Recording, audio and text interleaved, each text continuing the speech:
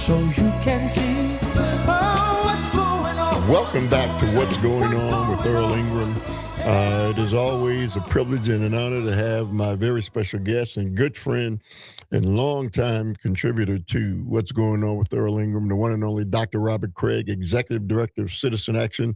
Good morning to you, my friend. How you doing? I'm tired, but I'm still here after a long election night. This is the morning after the primary, for those of you who are listening later. You know, one thing for certain, you in the line of business you are in, you are used to these long, late nights during elections. Yeah, but being like, I was at the Hong victory party or watch party in Madison, and it was not a victory, but that was a huge mob scene. That was unusual when you have that grassroots campaign. That was quite a press. That was not the usual state event in a hotel ballroom. So let's get right at it. This election or this primary was witnessed and watched very closely all over the nation. And every news outlet, national news outlet, was on top of this election. What are your thoughts? Well, Wisconsin's used to that because in our crazy 18th century electoral college system, we're one of the 7 states that determines who's president, right? So we're used to heavy scrutiny. In fact, maybe we've gotten used to it so much that we expect it. Not all states get this much attention. But yeah, we got into the narrative this time about strong progressives and Democratic socialists challenging more establishment Democrats and defeating a wide range of incumbents in New York and Colorado, and winning an open seat Senate primary in Michigan last week, for example. And there was also a congressional race in Michigan where the same thing happened last week. And so with Francesca Hong's surprising and meteoric rise, because believe you me, I can't think of anyone who predicted when she entered the race as a sitting state representative with probably less name recognition than anyone in the race other than perhaps Joel Brennan and Missy Hughes, but the others, former lieutenant governor and U.S. Senate Democratic nominee Mandela Barnes, a sitting lieutenant governor, Milwaukee County executive, which is the largest county in the state, David Crawley, and a sitting state senator that her district is nested within, Kelda Roy's. But she showed how grassroots organizing can not only rock you to the top, but it's the point where the polling was showing what obviously wasn't there or wasn't real, a 20 plus point lead. But it's still a remarkable achievement because she did not run the traditional campaign. She did not go and raise a ton of money and spend most of your time dialing for dollars and doing setup events and then putting it all on TV. She did a very different model, and so we have to say that she almost won is miraculous. Would you have, Earl, said that a Democratic socialist would be the front runner going in a Democratic primary in Wisconsin, and that it's an upset that she didn't win? I mean, that is still remarkable. We shouldn't let David Crawley's rather surprising upset get in the way of how surprising the whole Francesca Hong experience is and how it fits in to what Democratic voters are saying they want all over the country.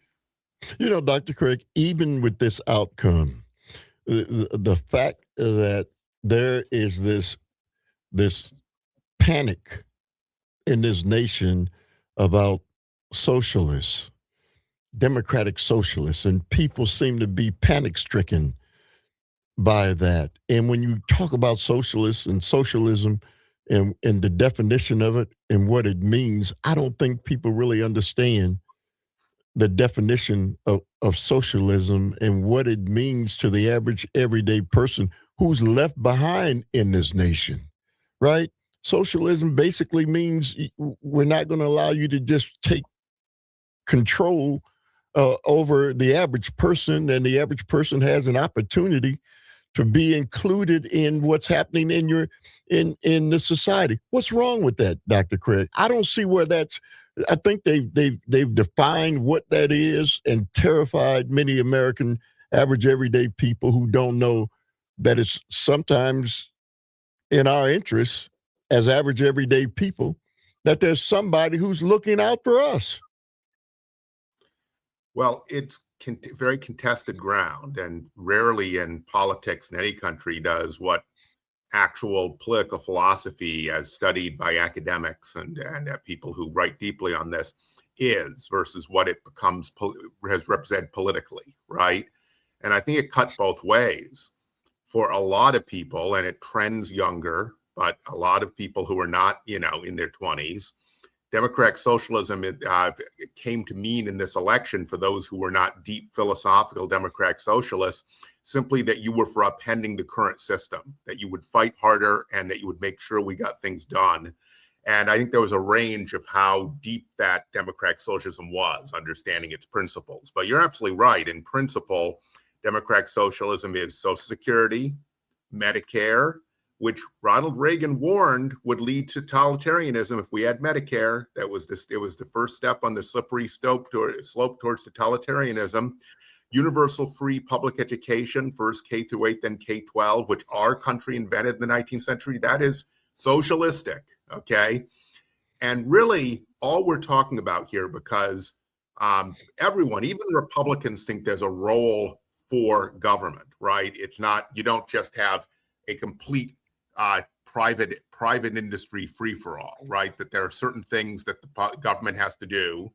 And on the Democratic side, it's simply a range, right? It is how the balance between private industry and what the government needs to provide, where that balance is.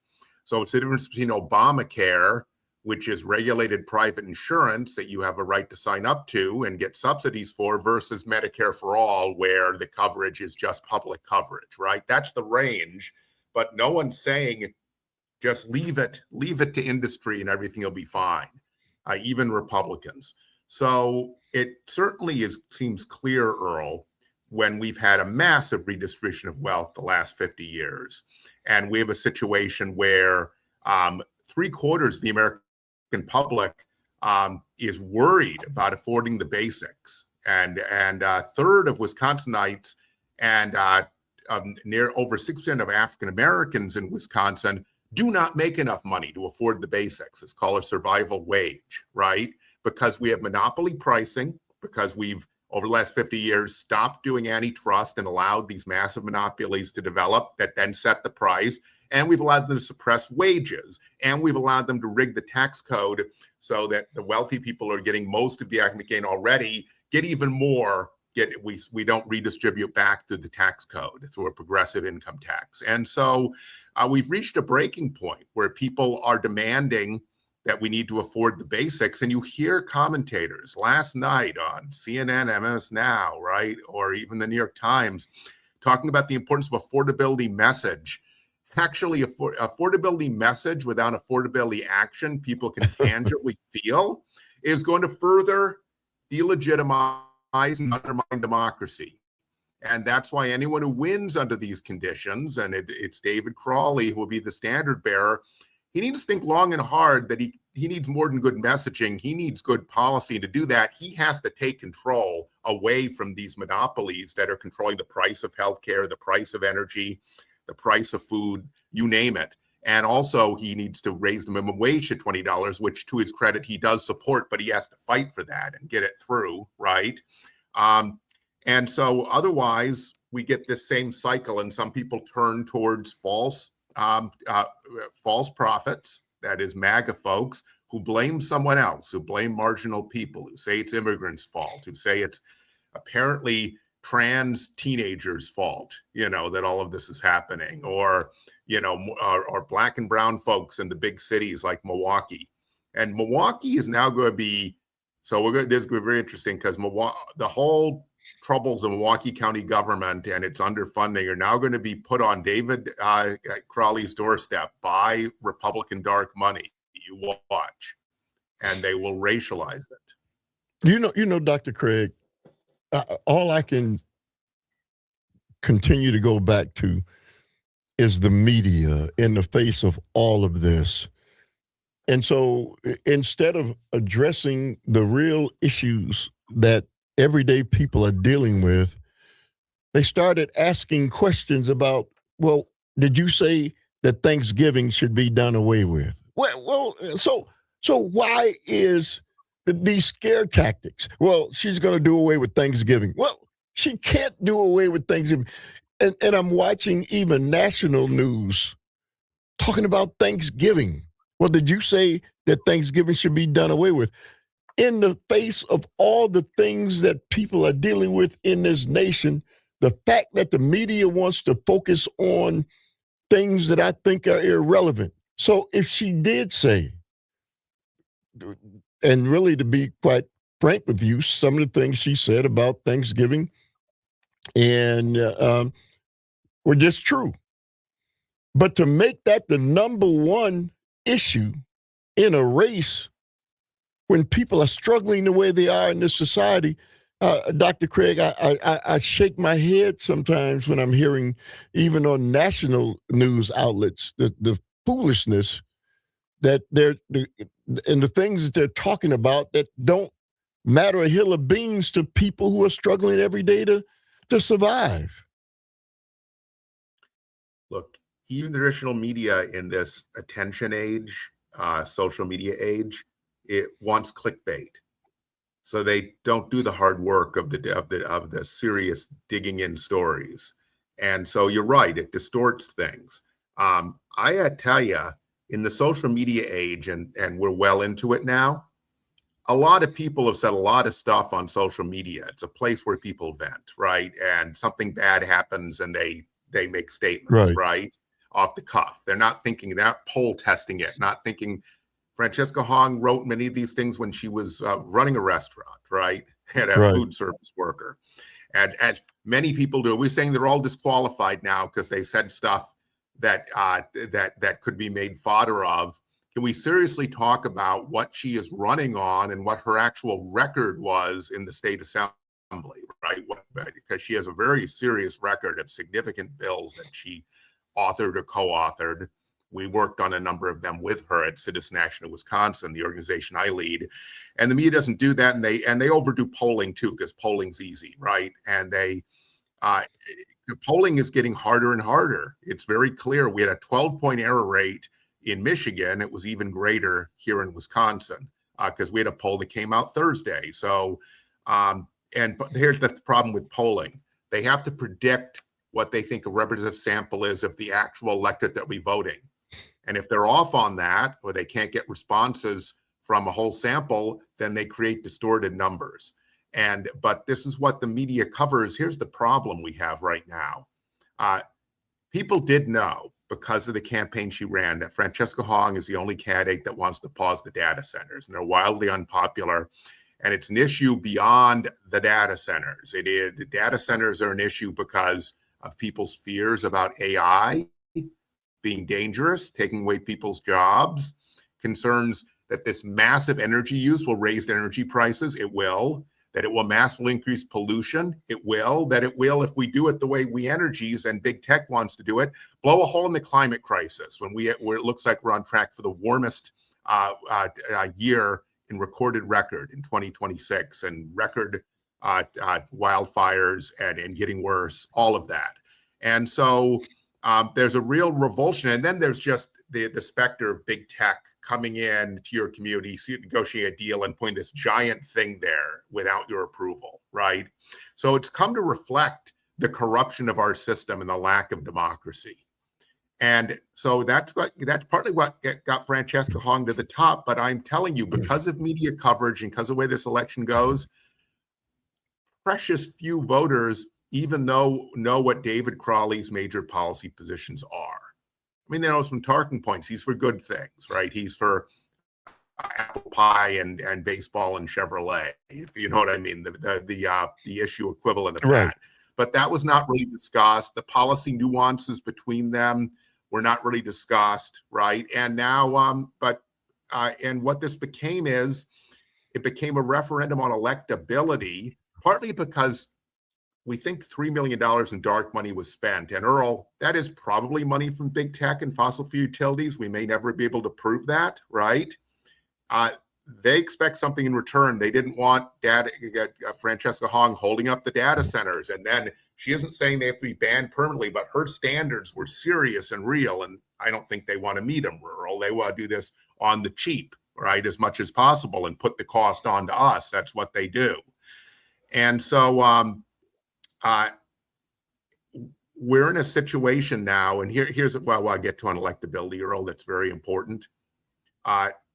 Everyone in the pro-democracy coalition, and the only major party that's pro-democracy now is the Democrats, right? So it's a broader big tent, is understandably concerned about what happens if MAGA candidates win. What does Tom Tiffany do? Not only does he run the state into the ground, he probably tries to throw the 2020 election to whoever the Republican successor to Trump is. J.D. Vance is the front runner right now, right? And so that's serious, but it's possible to spook people into these ideas about what is or is not electable. We will see in November. I mean, it's very important that David Crowley win, but we don't know how electable David Crowley really was. We just know enough people were made to fear Francesca Hong as unelectable, and it was partly the ads, partly all of the media coverage of Thanksgiving and other social media posts, and lack of seriousness. Like journalists get extra First Amendment protections because they're supposed to be a bulwark of democracy. Certainly, big corporate journalism, it's questionable how well they do that. Let alone right-wing journalism, right, which is in the tank. But so fear won in some ways, but barely. This was basically a tie race. And I think what's really important, I do think if you fear something bad too much, you miss the broader perspective that democracy needs to deliver for people. And that's why we're in this situation. And you won't beat them permanently unless you deal with that. But here's what you have to say. You can't just say, and this is the way Tony Evers governed. Tony Evers believed in, I win, therefore I make the decisions, and I don't have to consider my whole electorate. This is a 50-50 Democratic electorate, right? Where it was basically a tie. And so I think it's very important that David Crowley try to run a kind of campaign and adopt policy positions that will excite the base that was behind Francesca Hong and excite that volunteer base. And if he just runs in the other half lane, which isn't all moderate, a lot of it is just, I fear her electability, so David seems safer, right? They didn't actually embrace more moderation. That's a misnomer. Then it's a mistake. So he needs to move to try to and quite frankly, the issues that excite Fran's base, Earl, they're issues that the other side wants too. Everyone wants healthcare to be made affordable and accessible for everyone, and there are major things the state can do. And actually, in our questionnaire and our endorsement process for Citizen Action, our interviews with David Crowley, his participation in our forum, Governor's Forum, he embraced the whole healthcare platform we've been fighting for, Earl. So now he needs to campaign on it, and then he needs to deliver on it, right? So there are opportunities here. So, Dr. Craig, nobody can argue that prior to the county executive coming back in this race, he was polling at 7%. So now you got all of these people who inside of a 3-week period of time decided that he's the right guy for this position. And I would ask the question, and listen, I've always been a supporter, of the county executive. He will tell you this. From the time he first ran for office, I would have him on my shows, and I constantly said that he was my favorite elected official. He will tell you that. So I'm not a guy who's here now trying to bash him. That's not the case. And he's a good friend of mine. But we have to understand that he was polling 7%. Something happened. Somebody decided, a group of people decided. Now, had they done that in the beginning, Dr. Craig, and supported him from the start of this, I wouldn't be saying what I'm saying now. But something happened. An organized group of people came together and made this happen, right? So as you Yeah. now they want something, right? They didn't do this just because he's a good guy, which he is, but they expect to get something in return. That's the way this game works. Is it safe to say that? It's very safe to say that. So there's 3 million in dark money. I think it's probably big tech and fossil fuel utilities, and maybe others as well, and maybe healthcare interests, right? They want something. A lot of the people that push this, certain political consultants who make money in this business, they have a stake in big money politics as usual, because all this money pouring in, they get a cut when they do the ads, when they do the digital, and they do the mail, and they do everything else that they do, right? And so Francesca Hong was an existential threat to their business model. She was doing it without employing all those folks, right? Doing it with volunteers and young excited people. That is a threat. Here's the problem, right? This isn't like Pizzagate, because you heard Governor Evers especially trying to say, "Oh, there's no establishment. Hey, I'm a small town. I'm not the establishment." Like, no one comes from a small town to become a part of the establishment. There's not one establishment, but it's not Pizzagate. This was all in the Journal Sentinel for anyone who cared to read it. You had the highly placed Democratic strategists saying they're trying to talk David Crowley into getting into the race, and Governor Evers into endorsing him. And then it all happens, right? And then everything starts flowing and the money starts flowing, everything else. So here's the problem. That impression of corruption, right? That is what's undermining democracy and leading to an opportunity for MAGA, because people are so disenchanted. So that is a liability going in. So David Crowley needs to show he's beholden to no one, in my opinion. It needs to show that in the positions he takes and the way he campaigns. He can't just say, "Oh, there's no establishment, nothing to see here." He can't keep saying, "I'm not part of an establishment because I'm a black man." I mean, we have gotten to a point, we still have terrible racial inequality in this country. We've gotten to a point where there are black people who are part of the establishment. Sorry, Donna Brazile is part of the establishment, right? And Clarence Thomas is part of the Republican establishment. So let's get over that. That's not credible. You need to show by your positions and your independence and your fire and your willingness to confront and disagree with those interests that it isn't true. There have been plenty of candidates, great reform candidates over American history, who were seen as corrupt going in for various reasons, maybe fair, maybe not fair, and prove themselves otherwise. And I think Dr. you're right. David could do that, but he needs to choose to do it. He has the talent, and I think he has the insight. So let me ask you, Dr. Craig, is it feasible to believe that he can separate himself from those things going into the election, because he's going to need even more money, because Tom Tiffany has 5 million, 8 million, whatever it is. He'll have whatever amount of money it is he's going to need.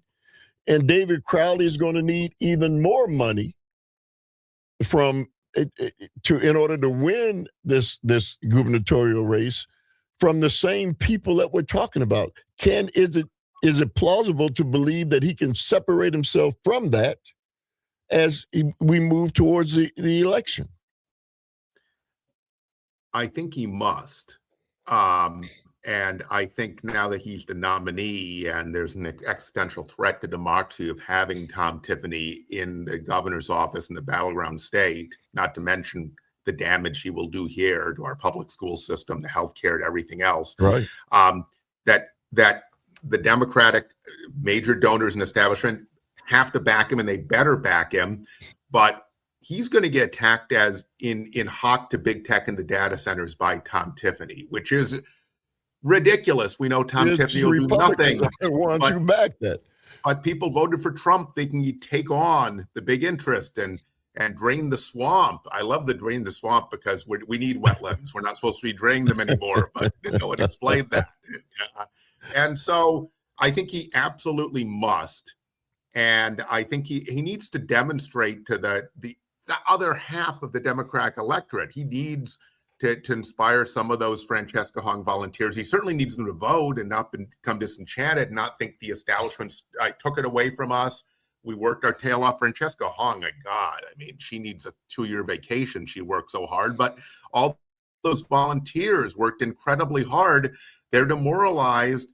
I think the thing is, I think David Crawley, this is a matter of the reason Fran was in a position to win is because she read the electorate better than everyone else, right? She saw what people are demanding, more fight, and they're demanding we actually get things done, not make excuses, right?